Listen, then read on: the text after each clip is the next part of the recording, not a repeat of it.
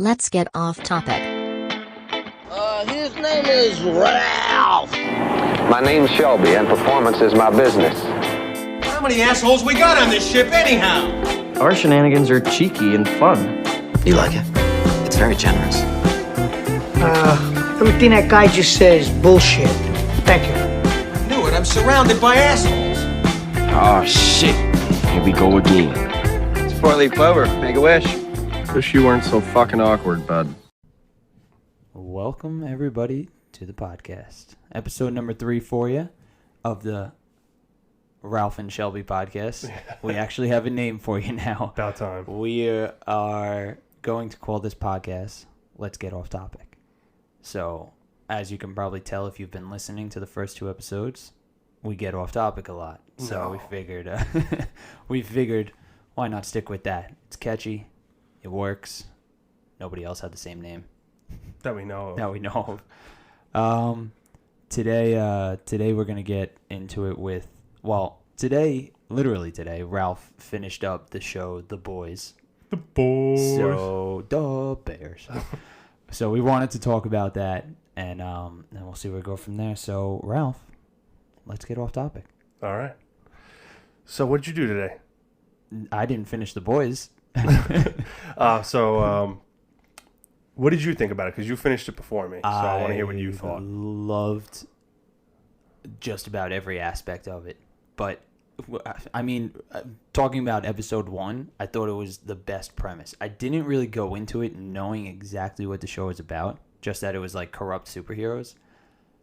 But the gist of the show and what they set up so perfectly at the beginning is takes you completely off guard. Yeah. Completely off guard, in the first episode. And we will talk about spoilers for this, so if you haven't seen it yet, go watch it, then come back and listen to the podcast. Worth a watch. But yeah, like right in the first episode, they just straight up kill that girl. Wait, hold on. I'm trying to remember the first episode. Where, what's his face? The Flash guy runs through her. Oh, yeah, A-Train. A-Train runs through Huey's girlfriend. Like, that was so out of nowhere. Yeah, I did not see that coming at all. And you're just like, holy shit. And so the show legit is about superheroes, but what would happen if they were just had everyday lives? And like you see the stuff that happens behind the scenes, like the Flash running as fast as he can. What if he was fucked up on drugs and he runs through somebody? Like that's great. And what if Captain America was an evil fuck? Yeah, it's basically who Homelander is. He's more of I think he's more of Superman kind of. The way I look at him, I mean, just the red, white, and blue. Yeah, but he's like the face of the patriotic, like number one guy. And he's got the American flag, all that shit. Which he uses. What I loved about the laser eyes, it's like you can almost call it a cop out, but in reality, if you had fucking laser eyes, you'd use them all the time too. Oh, like that's what I always. Not that I went out of my way to think about it, but like, why does Superman not use his laser eyes all the time? I like the way they depicted the laser eyes in this show compared to how it's done in like the comic book movies and all that stuff. Like he literally fucking incinerates people with it, like cuts their whole body in fucking pieces. They explode and shit. And it's like a real laser. Yeah, it's awesome. It's fucking awesome when he makes that turn though. Like when you think, because the whole first few episodes, you're like, oh shit, he's a good guy because Billy Butcher is like, yeah, there's no dirt on fucking Homelander. He's fucking clean as a whistle. And then as the show goes on, then when that whole thing happens with the plane, it's got fucking incinerated every single one of you. I was like, holy shit, I did not see that coming. Great. I think that's the real turning point for the show and the season. It's like right out of 8 episodes, that's like episode 5, I think. I don't remember. It's just about halfway or a little more than halfway through the show, or first season, I should say. Yeah. But I mean, obviously they take every character, they have their like that's the Superman, Captain America guy. You have your Wonder Woman. Yeah, Queen Maeve or whatever. Queen Maeve, and then the Flash is A-Train. You got the Deep, who is Aquaman, who they just rip on all the time. Such a fucking weirdo though. Like, dude, today you saw the episode with him with his gills. I didn't realize he had gills. I'm like, how the fuck does this guy breathe on the water all this stuff? And you finally see it, and the girl's like sticking her hand in it and stuff. She's like, you like your gills to get fingered? I'm like, what is going on? That hurts. She's like, you're gonna shut up and you're gonna lay back and you're gonna like it. And I'm just like, about time he get a taste of his own medicine. Yeah, right. You know? Yeah, sexual pervert. But I do like that. It's like, yeah, what if these guys abuse their powers? You know, these superheroes abuse their powers, and that's exactly what they do. Yeah. I mean, there's the guy whips his dick out in the first episode to the new teenage girl who got inducted into the superheroes. You know. Yeah. And then he gets put on leave for In doing Ohio. it. You know, like it's just great. And but the fact that you have like these vigilantes going trying to kill them all, you know, for a good reason, you know, like, and what you find out later on and stuff. Great cliffhanger ending to the show. I saw that coming. Yeah. Because the way they describe, like early on, I was like, there's definitely something else going on here. She didn't just disappear. There's something that's connected to her. Later on, you're going to find out whether it's this season or the next season, whatever it is. And then finally, you know, that was cool. I love the way they humanize the heroes, but also how the show isn't really about the heroes per se. Yeah. Its show is about the boys. Yeah. It's about those four guys with Huey, Frenchie, MM, and Billy. Yeah. That's really what the show centers What's around. MM's real name? Mother's Milk, right? Yeah, I don't know what his I don't real get it name either, is, but whatever. MM is funny, and Huey's just a funny kid. He transforms a lot. Yeah. You know, he starts out as like this pushover guy that's just like, you could tell him to give him your shirt, you know, and, you know, he'd give it to you, to like this guy who literally fucking kills superheroes. In, like, early. Like, they killed Translucent that's another one of the superheroes. Episode 2 or 3? 2? Yeah. I think it's the end of episode 2. He just fucking implodes him with the C4 in his ass. Just because he fucking makes fun of him. You Yeah. know? It's incredible. But, that guy was funny, too. Fucking jerking off in the bathroom. Oh, the girls are in there? The women's bathroom. Yeah. Stupid. But, Billy Butcher character is incredible. The Carl Urban character. He's just so good. Yeah, his name's Carl Urban. I keep calling him Keith Urban. Yeah, I don't know why. You're like, yeah, Keith Urban. I was like, isn't that a singer? Yeah. I love how they keep bringing up his accent, and they just push it off. They brought it up like 2 or 3 times, and he's just like, fuck off. Yeah. You know? It's like an Australian accent. He calls everybody a cunt. Yeah. Oh, it's great. But that's how Australians are. Like, I play video games with them. Endearment. Yeah, everybody's a cunt, and he's like, I take that as a compliment. We're flexible, and we can take a pounding. And I fucking started dying laughing when Huey said that to him. I was like, that's fucking great. The action scenes, all super well done. You know, like, all really good. Again, that plane scene was just incredible. Yeah. You know, it was great. Detrimental, but incredible. The way that they spin it, like when he comes back and spins it as like a you need us in the military thing, He's like fucking that was sociopath. so that fucking guy. good though. That's good writing right there. That was fun. Yeah. Well, actually, the writer of the show is Eric Kripke. Yeah. I'm not sure if that's how you pronounce his name, but he actually wrote Supernatural. Oh, you ever watched right, Supernatural? So I've watched the first season of Supernatural. I know it's a really good show. I just the first 5 seasons are really good because Eric Kripke, he wrote. So originally, Supernatural was supposed to be a 2 or 3 season show. Yeah. And they got such a big following that they begged him to write another few seasons. So he wrote 2 more seasons, and then that was his story. He told it, but the show had such a big following after 5 seasons that they wanted to continue. He stepped down, and Sarah Gamble picked up the mantle of showrunner, and the show takes a terrible turn because I don't want to ruin Supernatural, but season 5 is like the apex of like what he was writing. So to top that, you can't. And the show tries to for like the rest of it's 15 seasons airing right now, and it's the final season. So imagine another 10 seasons of trying to top the original creator's best work. Yeah. It just doesn't work out. That's crazy. Yeah. It's twice as long as he originally did it. Yeah. 15 fucking That's seasons. Tough. Imagine being put in that fucking, hey, this show's incredible. You do it now. Yeah. You know, like that's tough. It is tough. But he does this thing where in that show it's about, you know, monsters and all that stuff, demons and supernatural ghosts and stuff like that. And he turns it on its side in the way that they're eventually, I don't want to ruin it, but I have to because to prove a point with the boys, angels come into play. And you think, holy shit, angels, they're going to fucking save everybody. Angels are fucking assholes. They're bigger dicks than demons. And that's kind of what he does with the boys. The boys, you think superheroes, they're all grand, like the best people that there can be. They're fucking assholes. The whole fucking show is about them being assholes. So You know, he loves taking something so good and just turning it on its side and making it fucking bad. Yeah. And I love it. That's great. Yeah, I mean, that is the gist of the boys, basically.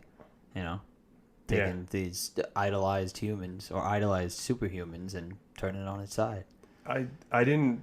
I was trying to figure out who the boys were for the first few episodes, like, and then you realize that they're putting this group together. Yeah, because it is odd at first, you know, like you don't know who the main character like, is. Boys, you don't I was know. like, well, it can't be the superheroes. There's several girls. In it, you know, like they follow one of the girls. She's basically one of the sub characters, you know. Yeah, or subplot characters. Annie, right? Annie, yeah. Starlight.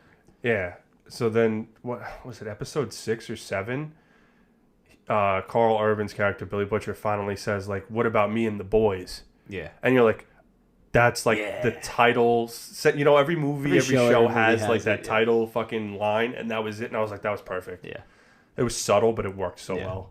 I always, whenever I'm like watching a show with Christine or a TV or a movie or anything, I'll like nudge her and be like, "That's the title." They said the title. No, I love when they do that stuff, and except for when the title doesn't make any sense.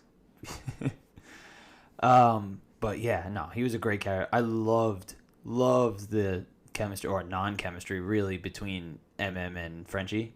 Oh, so funny. Great. Like, it's so funny. Like the band's breaking up, the band's back together. You Yeah. know, like as soon as they see each other and they just fucking go at it. He's like, "Fuck you! You told me it was gonna be different this time. You fucking lied to me." He's like, "I cannot work with this guy." Yeah. So funny. And MM's jacked. Yeah. The guy's a monster. Dude, he works with Department of Corrections for I like know. kids that are troubled. So he's this big jack dude that's dealing with like 18-year-old kids that just good intro scene for him too. You know, like that whole I'm kind of the voice of reason. You know, like they set up him being the voice of reason. You know? Yeah, like respect and all that stuff, and he's trying to teach troubled teens that have are incarcerated. Yeah, family man. Yeah. Sort of stuff. So that was really good. Frenchie's hysterical, and I love when he's just going chemist on it in like the first episode. They're trying to figure out how to kill translucent and stuff. I'm like, who the fuck is this guy? He knows how to do all this he's shit. Awesome. He's like in there with a chainsaw. Everything just keeps on breaking. Then he goes to Huey. He's like, "You want one of these? They're candy flips or what? What is he called? Fuck. It's a drug." He's like, "Yeah, it's part MDMA and part blah blah blah." He's like, "No, I'm good." He's like, "It'll level you out." He's like, "Yeah, no, I'm good." You know what's actually funny about that guy? It really has no correlation other than the fact that it's superhero. But the guy who plays Huey was in the Hunger Games as a character named Marvel. Really has no correlation whatsoever. I just thought it was funny. Which movie? The Hunger Games. The first one. The first one, yeah. He gets shot. He either gets... I can't remember. I haven't seen the movie in a long time. He either gets a spear thrown into him or he gets shot with an arrow. He dies. But his character in the movie is named Marvel, and now he's in like a show about superheroes. Even though he was just named Marvel because that's what the character's name was in the book, so it has nothing to do with Did you read the book for that? I read all the books, yeah. So I know there was differences between the books and the movies, like usual. The movies did a pretty good portrayal compared to most young adult books and movies and stuff like that. They did a pretty good job. I mean, it sounds so stupid, but yeah, the books were definitely better. Yeah. I just like when books and movies go into depth with the main character. Like, when a book is about, especially from a first-person view, like, and you're reading what the person's thinking about. That's the best part. Yeah, you got to know what the person's thinking about. That's the whole point of the book, you know? So That's it's hard like to convey in a movie. Super so hard. Fucking you know hard. who did it the best, that I think? The latest, not that it was an amazing movie, but the latest Great Gatsby movie. Where, like, the book is written from... what's his name's point of view? His friend, right? Yeah, and you narrate the movie. If you narrate a movie that is a book, yeah, it's like watching a book, you know? So it's a good way to do it, but you can't do that with everything. You couldn't do that with the Hunger Games. You absolutely couldn't do it, you know? Yeah. Still, it was still a good movie. Yeah, I enjoyed the first two. The third, I hated that they broke the last one up into two parts. Yeah, because it was more of a moneymaker. Yeah, well, that's what they do with everything. After Harry Potter did it with the last book, yeah, Twilight did it with their last book, you know, and it's just like, oh, why charge them once when we could charge them twice? And it's just like, extra content. Dude, they made The Hobbit into 3 movies. It's one book that's shorter than every other Lord of the Rings book. Really? Yeah. I never watched any of the movies. I just saw No? clips. Yeah. I mean, I love the Lord of the Rings movies, and I'm super excited for the TV show. But they didn't need to break the Hobbit. Is that on Amazon? The TV It show? is going to be an Amazon show, So it's just another- like The Boys. Yeah. Oh, full circle. We're back on The Boys. Yeah. No, I'm excited. The Lord of the Rings should. I hope it's good. I love that universe. Like. Yeah. Everything about the original movies, I thought was super great. Did they release official word on what the plot is going to be for that? Because supposedly there was something in the works about it being before the events of all the Lord of the Rings books, and it's about like the gods or whatever, the Celestials and stuff like that, coming to the land at the beginning, is what I read as one of the concepts, but I'm not sure if that became an official concept. I don't know. I think they may have because there are other Lord of the Rings universe books. Like there are other books Other than The Hobbit and than The Hobbit and the 3 Lord of the Rings. I read one of them. I can't remember the name of it. It started with an S. But I have the book. I just don't. I can't remember the name. But on IMDb right here, the Lord of the Rings TV series. The Lord of the Rings based TV series set during the 3441 year period, 3,441 year period, known as the Age of Numenor or the Second Age. So it's got to be based off some other book or some other. The Silmarillion. Silmarillion, or however you say it. That's the book you're talking about. That's the book. I read that book. That one was good too. But yeah, so that's what the IMDb page says for this one. Okay. I was just curious to see what they nailed down. Yeah. Because they always, like with Game of Thrones, they got Game of Thrones prequels all over the place right now. Fire and Blood. Like they were throwing like 3 or 4 of them around right after the show ended. And like you hear like what they're all going to be about. And then only one of them makes it out. And you're like, which one made it out? And I think it's House Targaryen actually made it out. Oh, yeah? So it's going to be about the Targaryens in the beginning. I wonder how many shows can you think of that had spin-offs that like did well? There's not a ton. I mean, The Walking Dead has Fear the Walking Dead. I think that's still on. Yeah, I believe so. The Mayans, based off of Sons of Anarchy. Yeah, but I don't know if that's doing well. Yeah, I don't know. Better Call Saul's doing well, based off Breaking Bad. Yeah, I think that's probably one of the only shows recently that I can think of that the spin-off actually was successful. Yeah. I know my wife watches The Vampire Diaries, which was a long-running show, and then they came out with a show called The Legacies, which did pretty well, and then they made a spin-off of that spin-off called... The Originals. It's okay, so it was Vampire Diaries, The Originals, and then the Legacies. Those are the... So that spin-off is off of that spin-off. Okay. I don't watch them, my wife does, so don't judge me. Some Inception-ass shit. Yeah, it's like a dream within a dream. Yeah, right? Yeah, I'm trying to think of like other ones. Those are the only ones I could think of recently. But like Fear the Walking Dead is going on while The Walking Dead is going on, I think the seasons don't overlap. Like I think but they're like the seasons are continuing to come out for both shows at the time. Anarchy ended, right? Anarchy ended like 7 years ago. And then Mayans came out afterwards. Same with Better Call Saul. Like Breaking Bad was only 5 seasons. Well, the superhero shows are actually kind of spin-offs of one another. If you look at it like that, the Arrowverse. So you had Arrow, then they made Flash. Yeah. And then they all melded together. Oh, what was after Flash? What was the third? Legends of Tomorrow. Uh-huh. And then off of that, they made Black Lightning. And then they made Batwoman. But Arrow literally just aired its last episode. And Batwoman's recent, right? It's like this she's year. She's still in the first season. Yeah. Which I watched a few episodes. Supergirl, too. Supergirl. That was another one. After Flash was Supergirl. Yeah. And then Legends, or vice versa. But yeah, a lot of shows. Yeah, ton of them. Legends of Tomorrow added a whole bunch of characters, too, didn't they? They took a lot of characters from both Arrow and Flash. Yeah. And then they added some of their own later down the line. Constantine's in that. Oh, really? Yeah, John Constantine, which is pretty fucking cool. That's cool. Actually, the original guy who played it on the NBC show is the guy who plays it in their show. Perfect. Yeah. So it's the same universe guy? Yeah. That's cool. But they don't air that show anymore. Didn't Legends of Tomorrow have the 2 guys from Prison Break as their characters? The Flash actually introduced them. Heatwave was... yeah, they were Heat Miser, Coal Miser. Yeah, those 2 guys. What was his name? Wentworth Miller plays Captain Cold. Right. And then I don't remember the name of the actor, the other guy. He plays Heatwave. So they were in the Flash, and then they end up in the Legends of Tomorrow That's as cool. like regulars. But only Heatwave's left on the show now. Huh. Spoiler. No. Well, they added that. That's a big universe they created for Huge. television. Huge fucking universe. That's cool. But it's oversaturation, I think, at this point. Yeah. How many shows can you make about superheroes? Well, you also have to watch all these. It's just like the Marvel movies. It's like you got to watch them all to understand when they all start to meld together. It's Yeah. They just had Infinite Crisis aired in 2019. which is everybody, right? Yeah, and it was really fucking good. Yeah. But that was what we were working towards since the first episode of The Flash. They tease Infinite Crisis in the first fucking episode.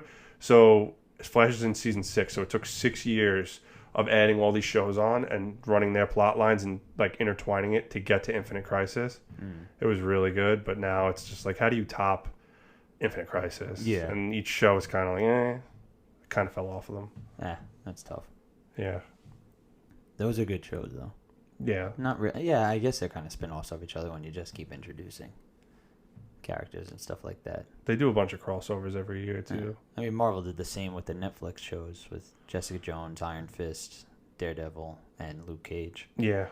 Which one was your favorite out of all those? Daredevil.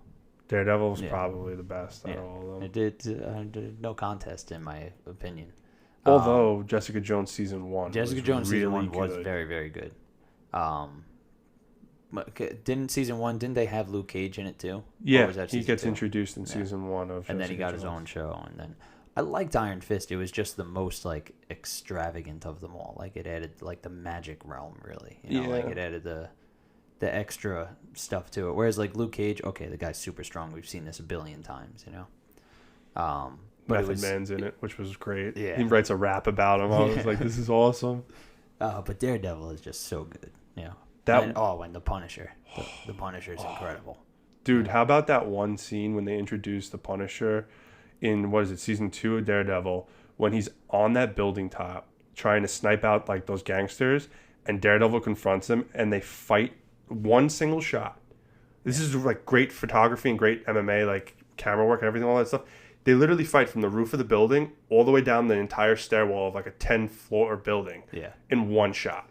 Dude. Fucking incredible. That scene and the scene where he fights his way out of the jail are two of the best scenes on television. Or fight scenes. Yeah. Oh my God. They were so good. Brutal So shit. good. And he's a great Punisher. John Bernthal. Fuck. Great Punisher. Yeah. And I love, even though it's not a phenomenal movie, I love the Thomas Jane Punisher movie. The first one or the second one? There was the Punisher, and then there was Punisher Warzone. Yeah, not Warzone. They changed up the Punisher. Thomas Jane played him in the first one. The very first one, actually, is Ivan Drago from Rocky. It was fucking, what's his name? When did they make that one? Like the 80s. They made I a Punisher don't think I ever movie saw with that him. one. And what the hell is his name? I can't remember. But they made one with Thomas Jane in like 2003, I want to say, like early 2000s. John Travolta was the bad guy. It was so good. Like, he played such a good Punisher. They actually made like a little fan film afterwards called Dirty Laundry. Set a couple of years afterwards. It's like 10 minutes long. It's really good. Look it up if you haven't seen it before. It's called Dirty Laundry? It's like he goes into a laundromat and some guys start fucking with somebody and he beats the shit out of them with a Jack Daniels bottle, and it's great. I wish they made like a sequel with him in it, but they did Warzone with I can't remember his name, but he's slightly bigger Australian guy. And I don't know. That one was okay. That one was more, they tried to make it a comic book movie. Like the first Punisher with Thomas Jane felt like a regular movie about a guy who just calls himself the Punisher, Whereas Dolph Lundgren is the Dolph person who Lundgren, plays yeah. Ivan Drago. Yeah, Ivan Drago. Yeah, I couldn't remember Yeah. that. I know, it was bothering me too. But Ray Stevenson, I think, is the guy that they did Warzone with. But that one was, like I said, that one was very comic booky. Yeah. Like it felt like a comic book. Didn't they make a video game out of that game? Out of that movie? Or did they make a video game it was out of... before that, and it was just regular Frank Castle. It wasn't even based off Thomas Jane. It was just a video game. I have it for PlayStation 2. I remember playing Yeah. it. And you could, like, take people's heads and put it through a drill and shit like that. Like fuck. you could fuck people up in that game, and it wasn't a great game, but it was fun to play. Brutally murdering people. Brutally murder people. Like, but you were murdering murderers, so whatever. It's all good. But I think what I love about the show is that he plays a Frank Castle that reminds me of Thomas Jane's Frank Castle. Okay. So that's why I love him as the Punisher. I think John Bernthal kills it. He plays like the same character in everything he's in. Yeah, though. no, he does. He's a a fucking PTSD psych- fucking psycho military guy. It's great. And season 2 is good too. Yeah. I didn't see season 2 yet. I have been trying to get around to it. I just have a laundry list of movies and TV shows that dirty I want to watch. laundry list of movies. Yeah, dirty laundry list of movies that I need to get to. Yeah. So it's kind of hard to I know. go back and watch. I didn't watch Jessica Jones season 2, I think. I did watch the amalgamation. Like, what was the show? Oh, where the they all came Defenders. together? Defenders, yeah. What'd you think of the Defenders?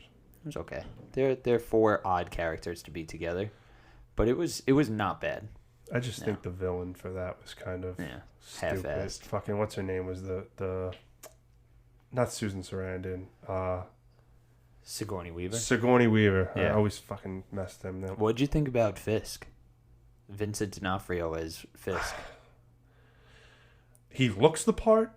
I thought in some episodes, some episodes he was great. I just don't like the way they tried to humanize the villain. It's like the time of like in media, it's like let's humanize the bad guy. Yeah.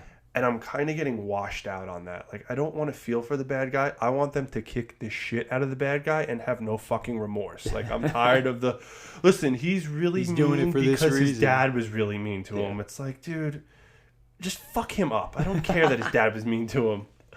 That's great. I thought every time in an episode where he'd get like angry and start fucking people up, like that's the Fisk I loved. Like I loved when he was playing that. Like throwing a temper tantrum. Yeah, like throwing a temper. Even when he was in jail and he was just like destroying people. Oh, like God. he was great as that. But I get what you mean with the humanizing stuff. Vincent D'Onofrio was great. He definitely looked the part. Oh, he looked just like him. Like in every comic book or like Spider-Man video game, like he looked I loved, to the T. I love the Fisk in Into the Spider-Verse. You see that one yet? I saw part of it. I didn't see the whole thing. He's just like absurdly big. Like Big, round. absurdly big. Square, actually. Oh, they made him square? Like his shoulders are just like giant squares. Like, do you ever see that what was that Kanye West music video? Oh, You know I what I'm talking about? Where he's dressed up like a yeah. giant T? That's Fuck what he you, looks I like. Yeah, that song. But he's huge. Like he's a abnormally comically comic Large. book sized Oh, Fisk. God. But no, that's a great movie too. What did you think of what's his name's version of Fisk in the original Daredevil movie with Ben Affleck?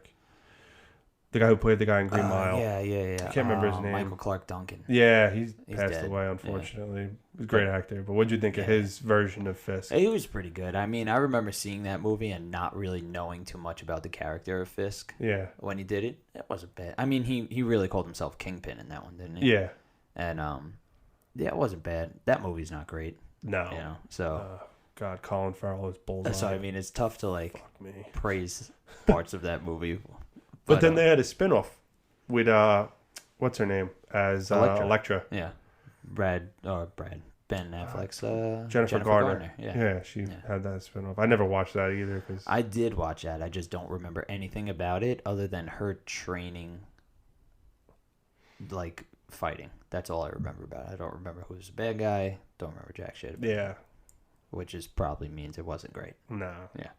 I don't remember ever watching it. I just know that it was. The only thing I ever remember from the Daredevil movie was the beginning scenes with him doing his blind shit.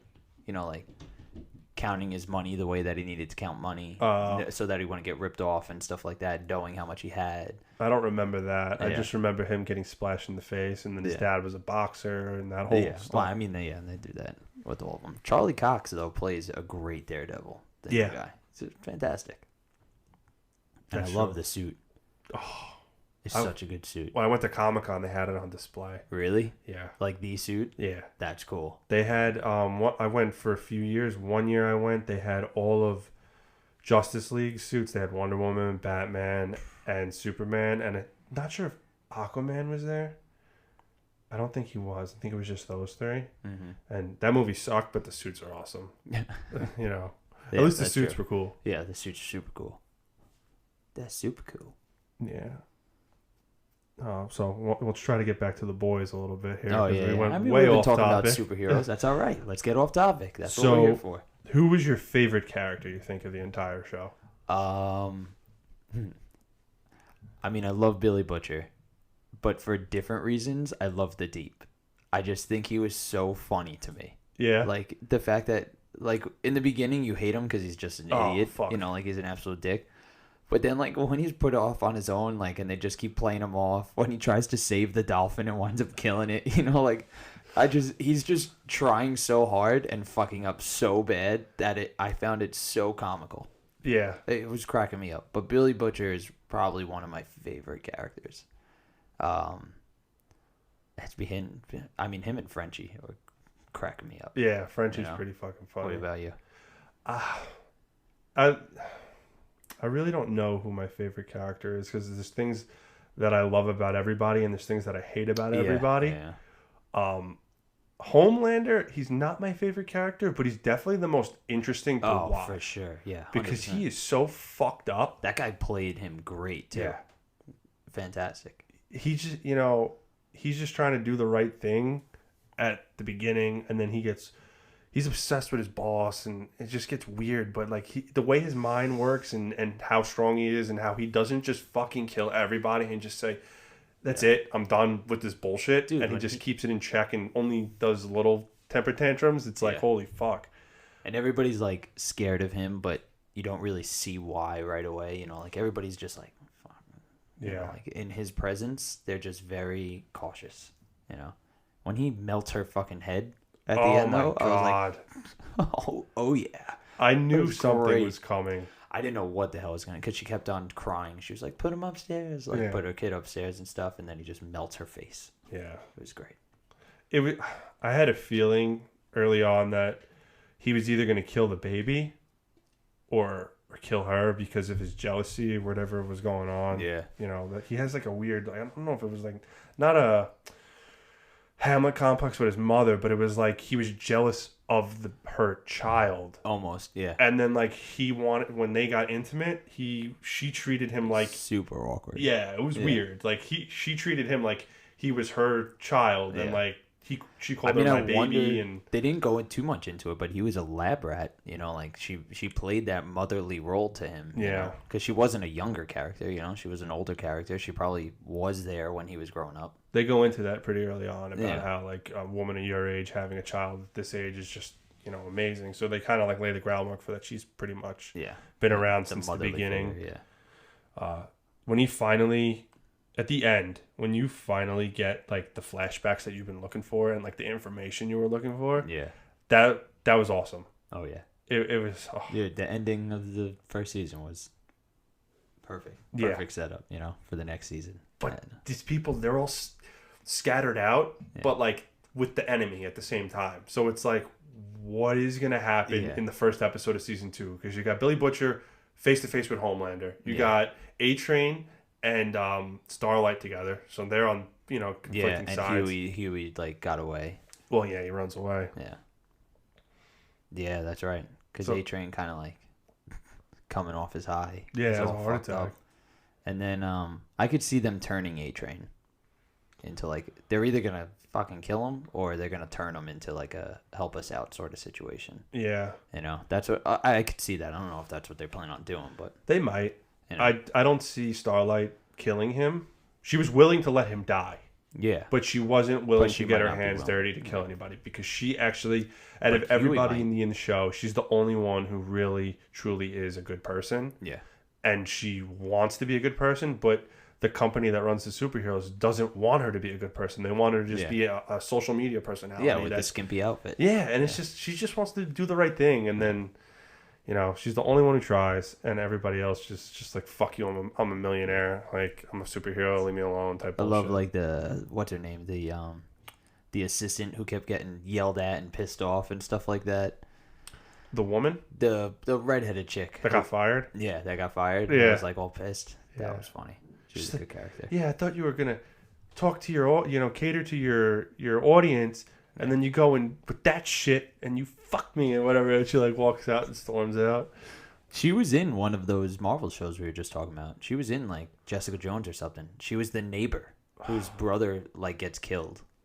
I couldn't tell you if it was Jessica Jones, Daredevil, which one it was, but she's in one of those shows. I'm pretty sure Starlight's in Jessica Jones season 1. I'm pretty sure she's the girl that Kilgrave controls, and she ends up killing her parents in the elevator. That's or whatever right. I think it is. You're right. Yeah. I'm pretty because I'm like she looks familiar. I'm looking at like the cast list right now. Yeah. I'm gonna click on her. You name might be and right make with that sure one. I that think it's you're right now that you say that. her. But yeah, I think every character had a pretty good arc. You know. Yeah. Every character had a pretty good arc in the show, which was perfect. I mean, that's what you want when you can. Yeah, she's in Jessica Jones. It's her. Yeah. Hope. All right. She plays Hope, the girl that gets The first episode, yeah. She's in. Yeah, and then she goes into the elevator. Yeah. Yeah. Yeah, the only character I feel like they didn't really go too deep. Well, they didn't go into at all was Black Noir. Like he's just literally around. And Did you see the news though? Apparently, in season 2, like he's the shit.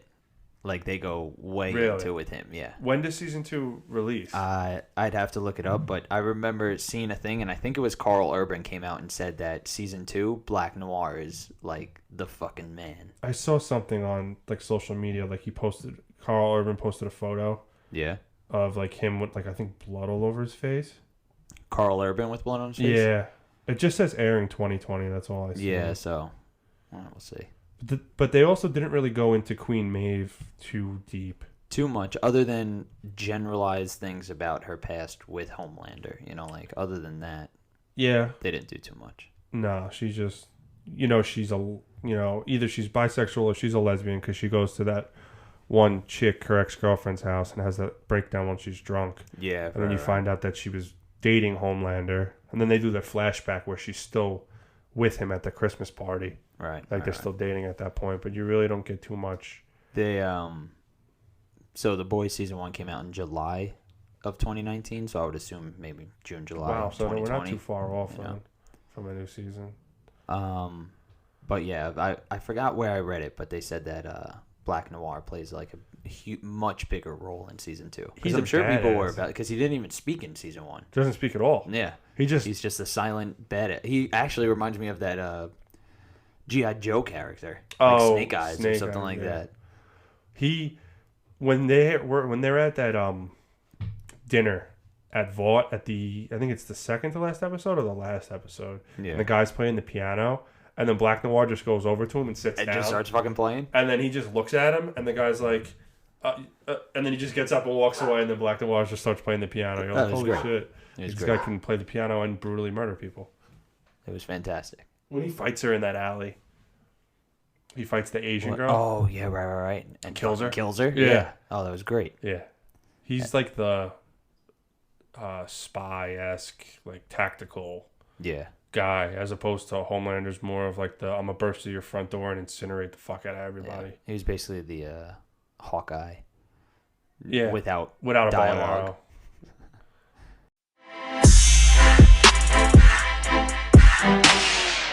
Yeah, without a bow and arrow. Do you want to talk spoilers completely about the twist with Homelander? And I mean, we kind of talked pretty much. All right, so let's go.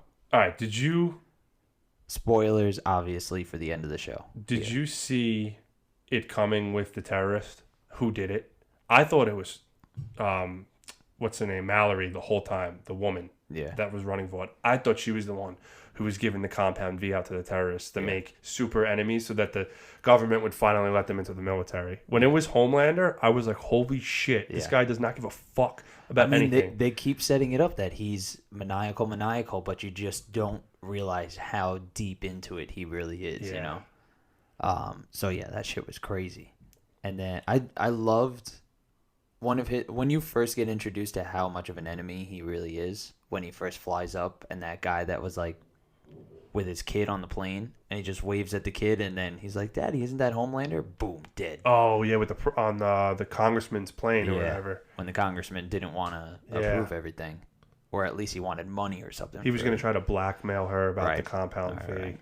So yeah, that shit was awesome. And then you really like episode after episode, you figure out how much more of a dick he is. They go deeper and deeper. Oh man, it was great. But yeah, no, great freaking twist with that. And then I guess the very last scene of the show when you find out Billy Butcher's wife is alive with a 5-year-old kid that belongs to Homelander. Yeah. You know, like, not only did he rape her.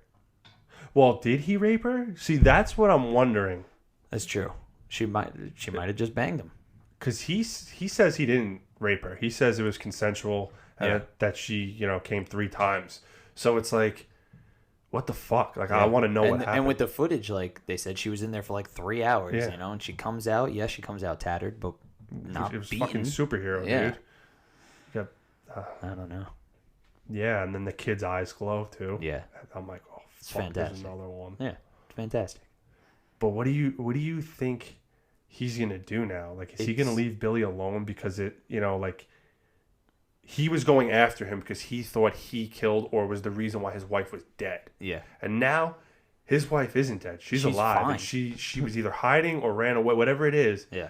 And it's like, now all of Billy's rage, is it still for Homelander? And is he going to act on anything? Or is Homelander going to be mad at him anymore? Like, because he's like, dude, I didn't do nothing. Like, I brought you here to show you the fact that your wife is okay. Yeah. Like, it's like, what the fuck are they going to do this season? I don't know what they're going to do. I don't know what Billy Butcher is going to do as far as, like, are they going to take up season 2? Like, is season 2 going to pick up right there? Because that's the biggest question everybody's going to have. Are they just going to be like, what the fuck? Like, right out of the gates? And, like, I could see him. He's obviously an angry person. He's going to be, like, taking his aggression out on his ex-wife. I guess we can call her ex-wife, right? Yeah. Or is he going to take it out on Homelander? I mean, that's basically what you said, like, that's the question right there. Or does he just go into hiding and be like, you know what, fuck all you guys, like, I've been working for you, working to get to you or figure out what happened to you because I knew you were still alive, and then it's done with, he figured it out. He could die from his non-biological son. Yeah. And he can finally tell the sister, though. But will he? Because I think the government hid, or Vought at least, hid her. Because they 100%. Knew about it. The scientists knew about it, and Mallory knew about it. I'm actually interested to see how far away she was. Like, where is she? Where is this house? Where's the kid? Like, how far outside of where they were? Because he gets knocked out and then he wakes up and they're there. It had to be super far away. You think? Like, where looks like a typical New York suburban City, home, right? Yeah, but it takes place in New York City. Yeah. So they were in suburbia. Like, they could be in the suburbs of anywhere. Anywhere, yeah. I feel like keeping them close would be dangerous because her sister could just drive out to the fucking countryside one day and be at the store stopping to get gas, and then she's getting gas at the same gas station. Yeah. I feel like they might have put her a little bit further away. It's crazy.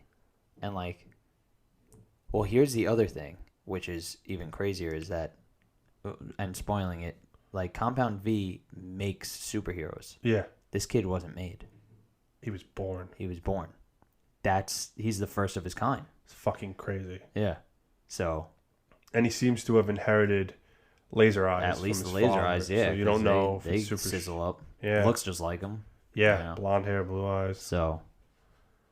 Blue and red. Yeah. Red, white, and blue eyes. Yeah. But yeah, so he's the first born superhero. So I think that's something they're going to play into big, like that the gene can be inherited. Yeah, the ramifications of that. And another thing with the whole terrorist, creating the terrorists, Homelander thinks he's invulnerable. He thinks he can't be hurt, can't be killed, blah blah blah. So he'll stop at nothing to get what he wants when it comes to the government letting them be in the military. But what happens after he's gone?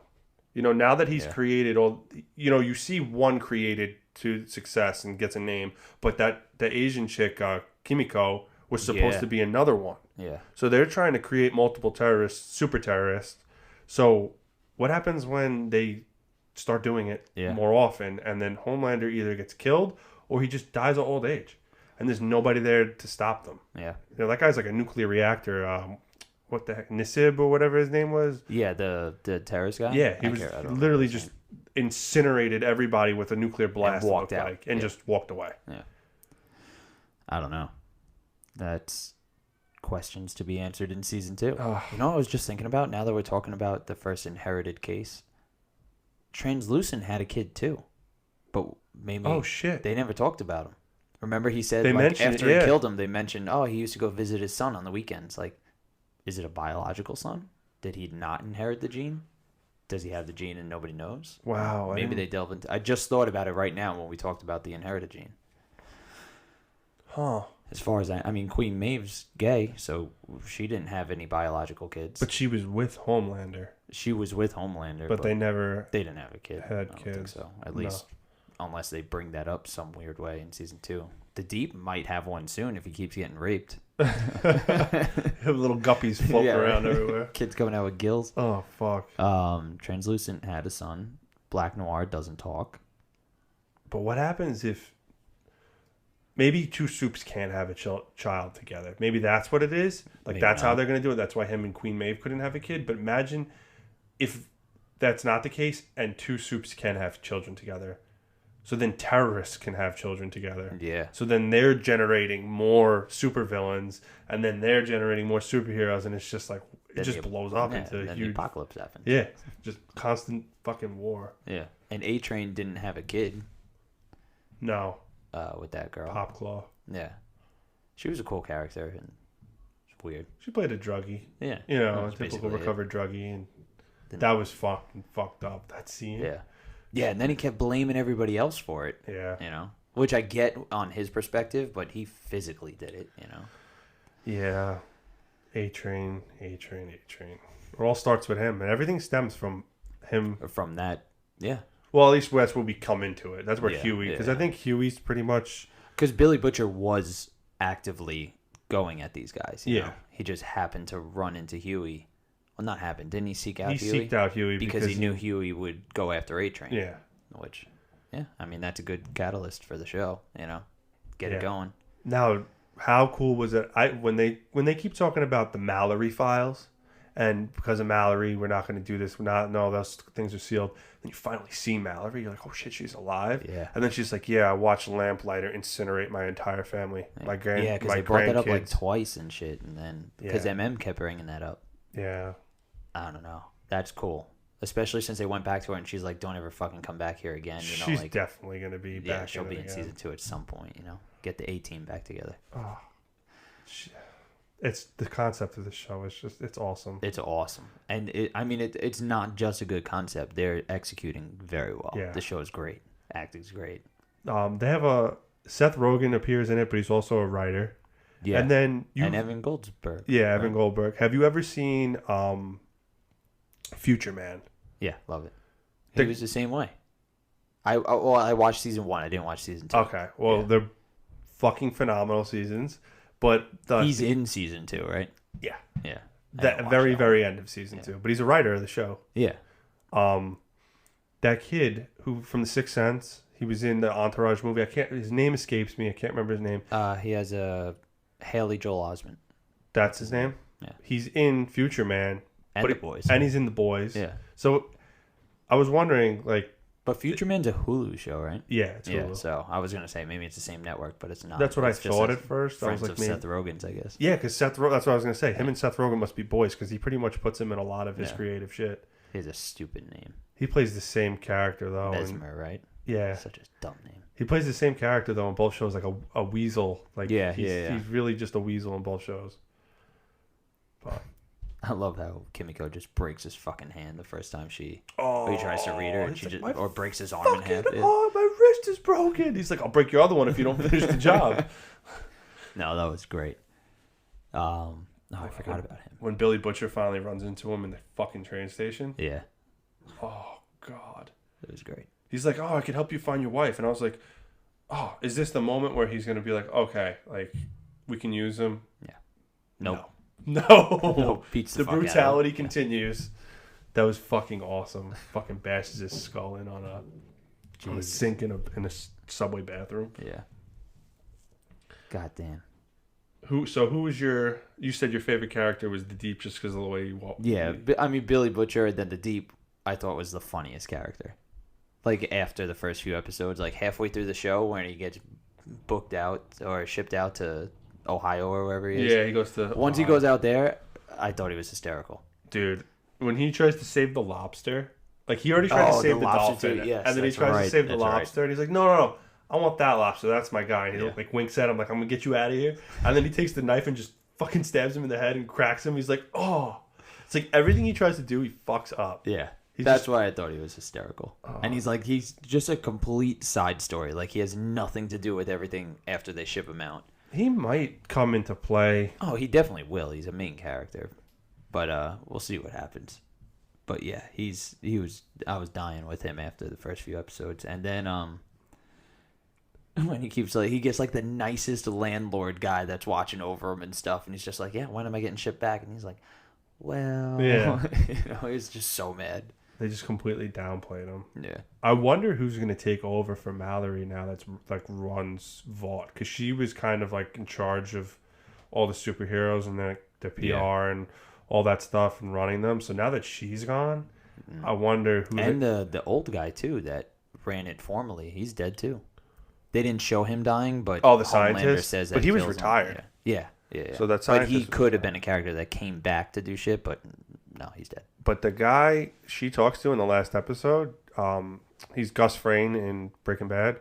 Oh yeah. He's in the new Star Wars. Yeah, he's in Mandalorian at the end. The Mandalorian, and he's in this, and it seems like they were shooing him in as might be like her replacement or going to be a leading character for the next season, because he's a pretty big name actor. They just have as like I just showed up for this episode, and that's pretty much it. And he's great. I would love for him to take over that business.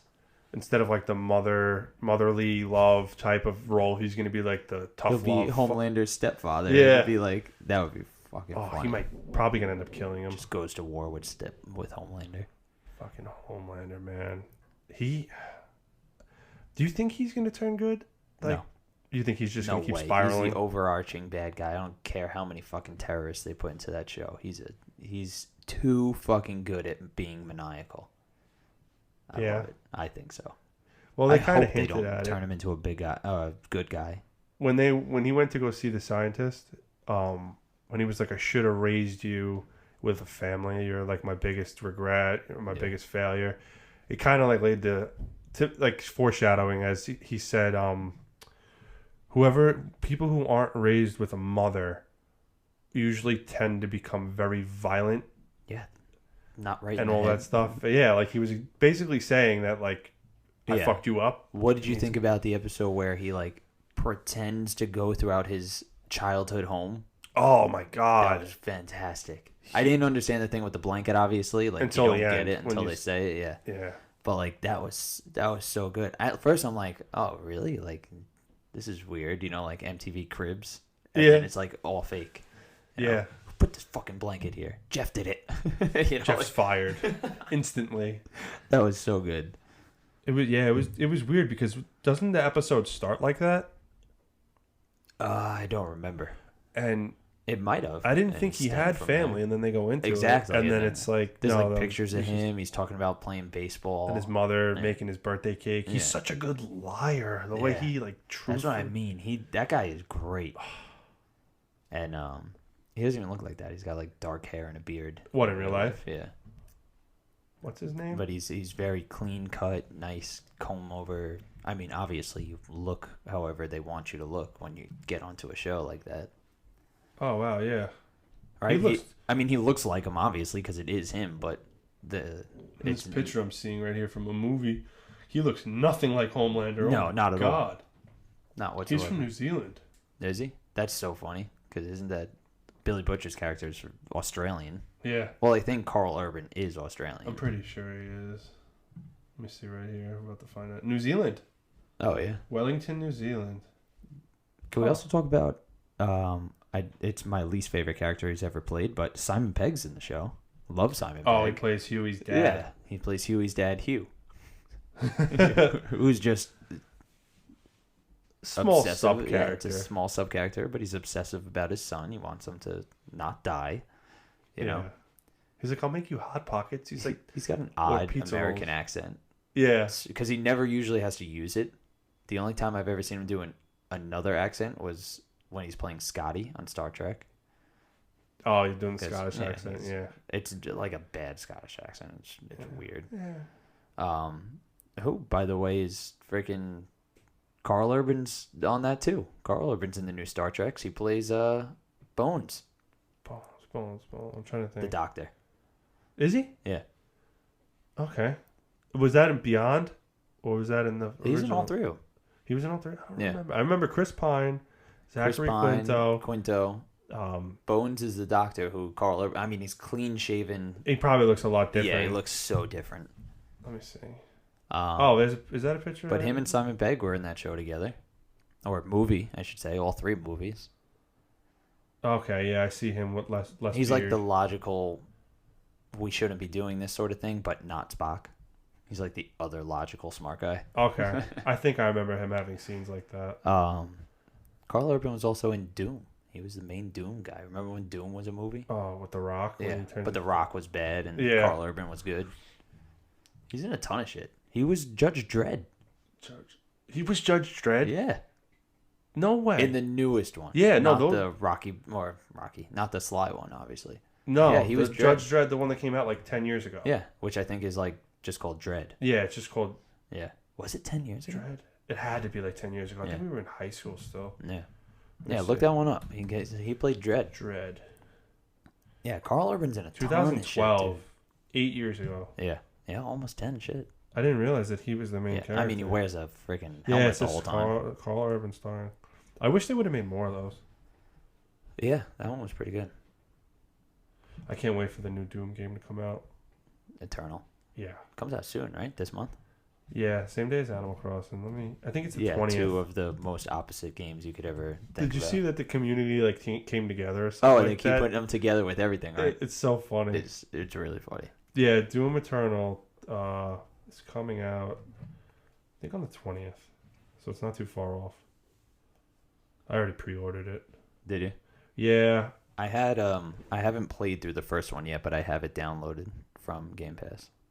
It's awesome. I never beat it, but I know Dan loves it. They're good games. Yeah. Well, the remake was really the 2016 version. Yeah. I remember playing Doom 3 on the computer at my friend's house. So it's nighttime. I'm sleeping over his house. Doom 3 must have came out. Shit. If Doom 16 is the last one. Let's see. Doom 3. 2005. Yeah. So 2005. Pitch black. Late at night. Speakers. Set the scene, Ralph. Set the scene. Speakers turn all the way up. And it's like the beginning level when like you're in the space station and the power goes out. All you have is a flashlight and a pistol. And you hear that like the monsters crawling in the vents and shit.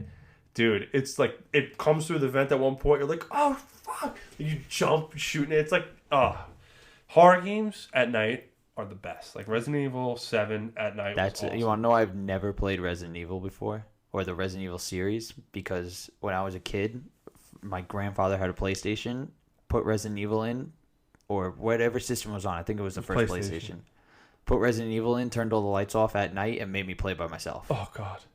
I've never played another one since. Dude. So, Scared the fucking shit out of me. Similar thing. My cousin was watching me. My older cousin, he's about 10 years older than me. My parents went out. It was thunderstorm, late at night. We're in my living room. Fucking, all the lights are off. Big screen TV playing Resident Evil. Dude. Yeah. Lightning struck, the power went out. I fucking bugged out. Like, dude, and I was young. I mean, come on, Resident Evil 1. How old were we? 9. Right? 8, 9. That's got to be 97, 98, 99. 96, dude. 96, even earlier. Depending on what month, I was either 5 or 4 years old. Yeah. That's fucking scary. Yeah. And I remember the cover too. Like the eye popping out. Oh. Crazy, dude. Those are crazy. I can't wait for the third one. Oh, the remake of the third one? Yeah. I know everybody loves 2 last year. 2's remake. My game of the year, honestly. Yeah. On your podcast, when you guys didn't have it up higher, I was like, you fucking kidding me? That's such a good game. I didn't play it. If you would have played it, they both loved it, though. Dan and Dan loved it. Yeah, but what did they put higher than? They put a bunch of games higher than. Well, there's going to be indie games higher and stuff like that, yeah. I mean, and Outer Wilds, I think, was all of our number ones. That Yeah, was a I good believe one. so. And yeah, I wish I got to it. I just never got to it. It's pretty cheap right now. You need it's to probably play like that $20. You need to play that game. It is so good. Are they completely on their own? Like, is Resident Evil 2 its own game? Is Resident Evil 3 its own game? No, so they all kind of tie into each other, but not. It's not like the same character you play in the first one as you're going to play in the second one. Yeah. The first one's Jill Valentine looking for her brother in Raccoon City. And then isn't she in the third one too? Yeah. Yeah. Yeah. So it's kind But of then like you're Leon in number 2 or something. Yeah, Leon and Claire. So Leon Kennedy and Claire Redfield. So there's like a bunch of main characters. So Jill Valentine's one of the main characters. Leon Kennedy is a main character. Claire Redfield's a main character. Chris Redfield's a main character. And I believe there's somebody else as well that they added in later on. But each game kind of alternates between one or two of them. They have a story. Like in the second one, you could play Leon's playthrough. And then you could also play Claire's playthrough. So it's like the same game with like certain aspects are different. Like Leon can only go into certain rooms. Like he could only find like the diamond key and the clover key to certain doors. Like that's how they label the doors with the locks and stuff. Yeah. And then Claire can go into like the hearts and the spades or whatever. Yeah. But yeah, the first That's one. a cool way of doing it, ensuring that it has replay value and stuff like And- that. You yeah, have and to pay there's for other- that type of shit nowadays. Yeah, and there's other differences too. Like there's story beats that are different. Leon in every game he's in, he always encounters Ada Wong, who is like a mercenary or whatever from doctor. Sounded like a doctor. Stereotype. No, she's always in his game. And then there's like other characters that are always in other people's games that always appear. So she appears in his playthrough in this game, but she doesn't appear for Claire's playthrough. Somebody else does. Okay. So they kind of interchange a little All bit. right. That's cool. Yeah. Oh, but That's fucking fun though. Mr. X, man. If you know anything about Mr. Well, yeah, X. I know. And he was an addition into the remake, right? He wasn't in the original. Yeah, I don't So believe they just. I think that was one of our top moments of 2019 that we voted for. Was just the fact that if you had no clue about Mr. X or that he was going to pop up, it was like one of the most frightening things. So whose playthrough did you see the video of his appearance for? I've just seen like memes and shit of him. I don't know who. I've never seen him actually popping up. Oh my god. So depending on whose playthrough you play through, he shows up earlier for Claire and later for Leon, but they tease him so fucking well. Like you hear like thuds of footsteps and then you hear like the walls like the bricks in the walls like falling out as he's like dragging his fist through it, and like then all of a sudden you're at this one part where you're in like jail cells and the guy is like, you're getting information from somebody, and then all of a sudden fist comes right through the wall, grabs the guy and just like pulls him through the wall. Like, dude, Holy shit. yeah. And then you got this fucking guy chasing you for the whole game. See, that sounds horrible. That sounds so frightening. It is. To have that anxiety of you might die at any second because this guy is chasing you. Yeah. He looks like, as far as size-wise, he looks like Nemesis to me. I don't think Nemesis is the same character, but yeah, like it's the same aspect. Like I mean, giant like he's dude. just a big, giant, scary dude, which is probably good. They're probably gonna base the new remakes Nemesis, because Nemesis is in 3, right? Yeah. So maybe they'll base some of the. I think it's gonna be the same, Similar, right? same thing. Like he's gonna, but apparently he can go. So into Mr. X can go into one safe room in the entire game. It's the main hall of the police station. Into a safe room? Yeah, so the main hall of the police station is this giant room, and it's got your safe in it, and it's got your, like typewriter to save on. And like the first time you get to, you're like, all right, I'm fucking safe. Then all of a sudden, He bursts through the door. Dude, he bursts through the door. His music keeps playing. You're like, what the fuck?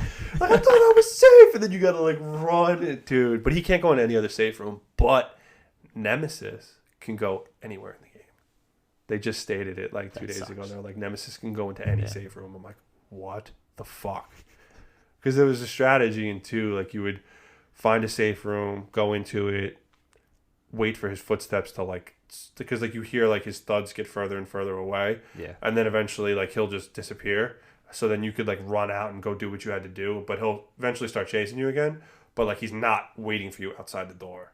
Okay. But now, if Nemesis can go into the fucking safe room, dude, I don't know You're what never safe. to do. It's not a safe room. No, It's it's an not. unsafe room. Fuck. That sucks. Yeah. Well, it'll make the game interesting at least, you know. I like that they take the over-the-shoulder approach with the game, other than the fixed camera running through a room, sort of. Sometimes isometric, sometimes whatever the fuck they feel like doing. Those fixed camera games back tough, in the man. day. Oh. Tough. Devil May Cry did it in the some of the opening scenes.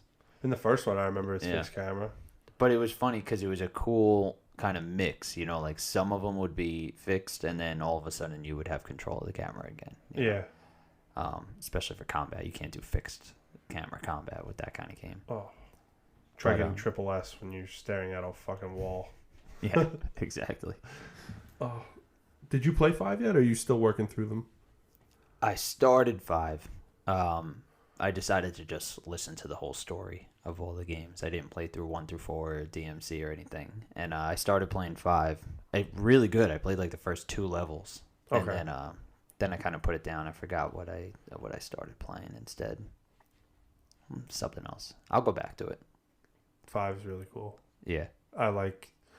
the graphics were great. Yeah. I didn't know exactly what the fuck was going on in the beginning of the story, but you jump right into it, which is good. I kind of like that, you know, like almost in a Dark Souls sort of way. Like you go up against this real big badass in the beginning of the game. Oh, yeah. Get your ass kicked, you know.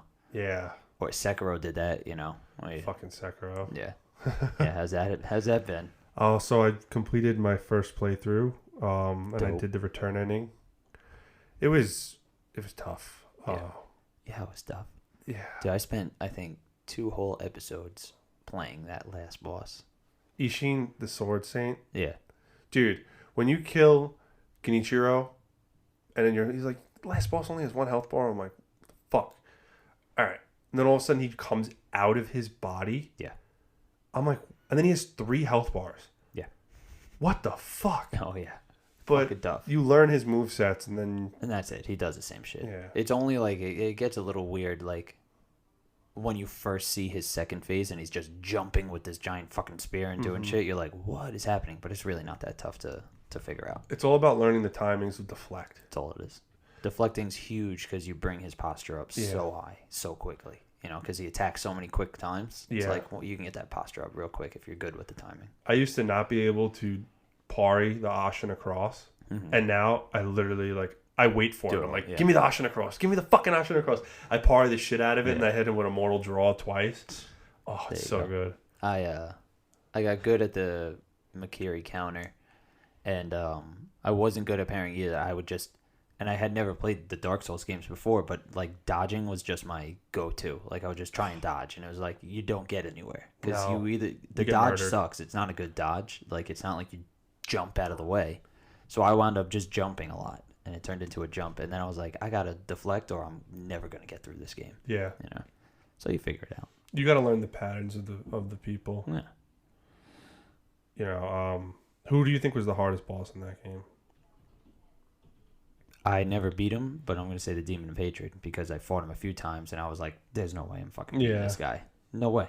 You know, he was fucking tough as nails. I don't think I was leveled up enough or had enough stuff when I went against him to really go against him. Yeah. And he beat my ass. I don't even think I got more than 10% off his health bar before I was like, you know what? Yeah. I'm done with this fucking guy. Dude, he beat my ass quick, like 2-3 times, and I was like, yeah, I'm never going to beat this guy. I don't know. I liked a lot of the bosses, but I know I didn't see them all either. No, you have to play multiple playthroughs. Yeah, I know for a fact I didn't see them all.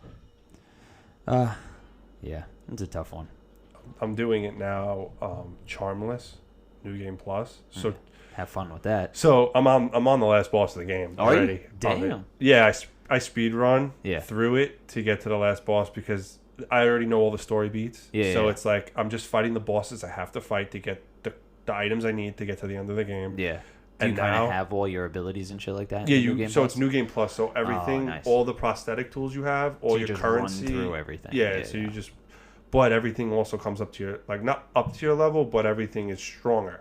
boss wise and Oh, mini dude, bosses and shit. And when you play Charmless, Yeah. blocking doesn't help. Like it, you still take damage when you block. It's reduced damage. I think you still take 25% of the you damage. have to reflect. Yeah, so if Or you don't get deflect. the timing off on deflections, Yeah. you're fucked. Oh man. That's And they rough. hit like trucks, dude. Oh my god. That doesn't sound fun at all. Oh, it's frustrating. I almost smashed my controller yesterday because I was playing That'll be good for Twitch. Orin. Oh yeah. The witch. Yeah, the water truck. Orin of the water. Right She's before tough. you fight That corrupted ghost chick, right? Yeah, right before you fight corrupted monk. But then She's I tough. realized that I don't need to fight her. I could just run past her. Yeah, you just don't talk to her, right? Well, no, if you run past her, she'll be like, "Why you would ignore me?" And then she starts to chase you down. But if you literally beeline it past her all the way to where the corrupted monk boss fight is, that one starts. Yeah, up, she'll stop aggroing you, and then you'll fight corrupted monk. That's awesome. Yeah, so it's kind of like a speedrun technique. You just fly through the fucking game. I want to beat all 4 playthroughs. Yeah. I want 100% the game because I got to do it now, or I'm never gonna do it because once you let go of the timing and learning how to play the game, it's a fucking nightmare. I could not go back to it right now. I'd get my ass beat. Oh. Couldn't do it. It's so fucking gratifying though when you finally kill that last boss or any boss fight that you were fighting. Yeah, truly, any boss fight. Well, all right. Well, that's pretty off topic, I'd say. Yeah, we went pretty fucking. No, we weren't too bad today. We talked about a lot of different things, but for the most part, superhero stuff and then some video games. That's not bad. All right. So, if you want to check us out on any other medium, you can check out the Circle Back podcast to find me, Dan LaMarca, and Dan Dufresnoy. Ralph has also been on that podcast once or twice. And if you want to check out Ralph, he's on Twitch. What's the Twitch handle? Twitch.tv/MushMasterFlex. Get on there because it's a growing breed right now. If you want to see me rage, if you want to see him rage, he's playing Sekiro. He's got a nice audience right now. We'd like to keep increasing that audience, so check him out over there.